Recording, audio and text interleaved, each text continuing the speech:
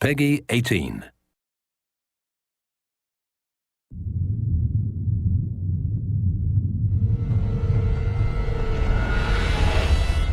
Hey everybody, Zachary Levi here in downtown San Diego at Comic-Con, more specifically at Nerd HQ, which is the epicenter of all things Tomb Raider.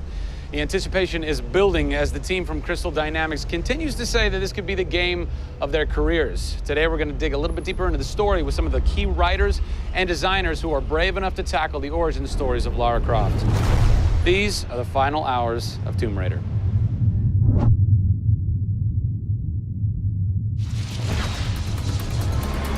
We're in downtown San Diego. We're at Nerd HQ. Fans, the public, will get to play the game for the first time ever. Are you nervous? This is the most nervous time of the entire game. This is huge for us. This is the first time we're giving anybody the opportunity to put their hands on the game. It's not finished yet. It's hard to send it out into the world like that. It's a little young, it's a little fresh. When you put it in the public's hands, you're getting a very raw, unfiltered, like, hey, this is what we love and this is what we don't. You'll start to read about it now.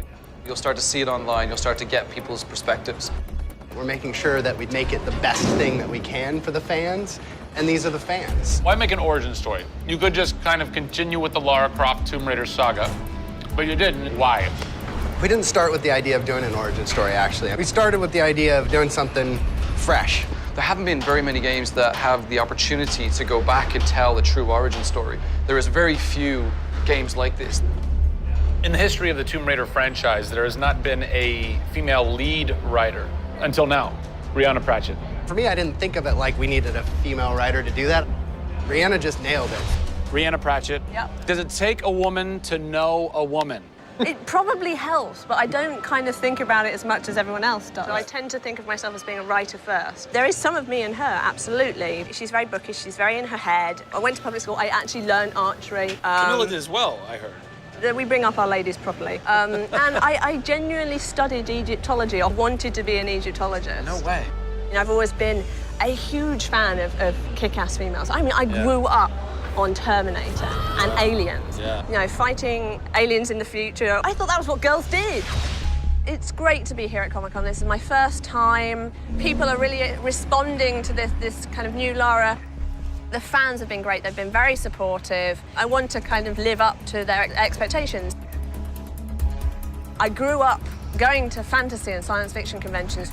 Now here I am looking at a Tomb Raider poster on the side of a building for a Tomb Raider game I have written. Can't quite process that, but it's very cool. Lara's actions affect her character and her emotional state, and so the first kill for us was a big thing.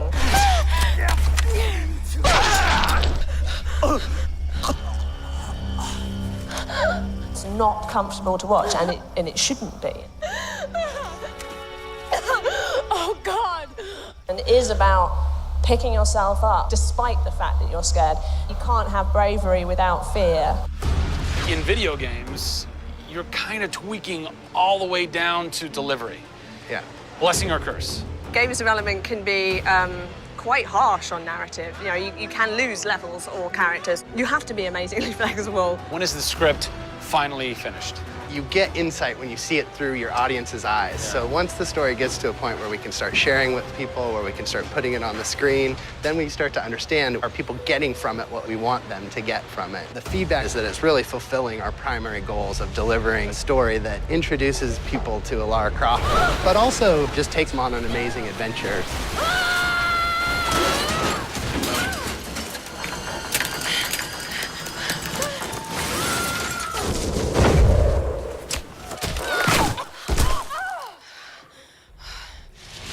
John Stafford, you're kind of the dialogue typist, word monkey. The words that you've been speaking for so long Yes. are from this everything man. that I've been through that's been extremely emotionally draining and painful, I have him to blame for. So we'll have words later about it. What were the challenges stepping into the heart and mind of a character like Lara Croft, who we've known for quite some time? Yes. Players' expectation is. You want to just jump right in, guns blazing? Controller, I'm awesome. I'm awesome. We want that. That's what video games basically allow Seriously, gamers right? to feel. I am awesome.